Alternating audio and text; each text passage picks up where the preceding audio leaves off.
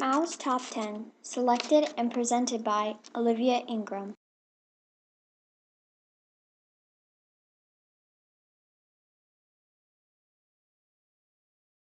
On July 21, 1921, Mao was Hunan's representative to the founding meeting of the Communist Party in China. The meeting was held in Shanghai. After this, Mao would start to become very involved with the Communist Party. In 1927, the alliance between the Communists and Nationalists was broken. When the alliance was broken, the Communists retreated to the countryside. Soon after that, the Nationalists came after the Communists again. This caused a long march, 6,000 miles on foot fighting retreat from the Nationalists who were chasing the Communists. In 1939, Mao divorced his second wife and got married to Jiang Xing. Jiang Xing was a famous movie star at the time. Later on, Jiang Xing played a very big role in the Cultural Revolution. Not only did she support it, but she also helped enforce the laws of the Cultural Revolution.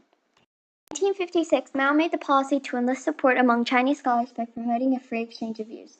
Another name for this policy was letting 100 flowers bloom. Some of the Chinese scholars were sent to the countryside for re-education because some of their point of views were criticism about the Communist Party. The failure of Mao's idea of the Great Leap Forward caused Mao to lose some influence over China. The intention for the Great Leap Forward was to modernize China in many different ways, but instead it only caused a famine throughout China. The Great Leap Forward also caused an economic breakdown. His personality cult stayed true to him until he died.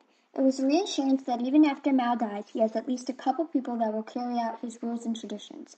Mao's personality cult got to help govern China after Mao had died. In 1972, President Richard Nixon visited China. Having President Nixon come to China really helped the alliance between America and China. Mao and President Nixon both had the wish to normalize relations. Mao introduced the idea of Red Guards. Everyone wanted to be one. Mao sent the Red Guards after his opponents.